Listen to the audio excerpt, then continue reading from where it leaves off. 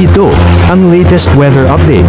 Alamin ang pinakasariwang ulat panahon ngayon dito sa Information TV Educational Channel. Makikita natin ngayon dito sa ating satellite animation itong mga kaulapan sa kanluran ng ating bansa. Ito ay dulot ng Intertropical Convergence Zone or ITCZ at magdadala pa rin ito ng maulan na panahon dito sa Palawan maging sa kanlurang bahagi ng Visayas at Mindanao. Kaya doble ingat pa rin po para sa ating mga kababayan dyan sa banta ng mga pagbaha at pagguho ng lupa. Samantala, ang easterlies naman o yung mainit na hangin mula sa dagat Pasipiko ay magdudulot din ng mataas na tsansa ng mga pag-ulan, pagkidlat at pagkulog dito sa malaking bahagi ng Southern Luzon. And sa kasalukuyan nga po, hindi pa rin nakakaapekto yung habagat or southwest monsoon sa anumang bahagi ng ating bansa. Ngunit posible pong bukas ay umiral itong muli dito sa may kanluran ng Southern Luzon at Visayas. At sa mga susunod na araw, posible din dito sa may kanluran ng Central Luzon. Kaya ina-expect po natin maging sa mga susunod na araw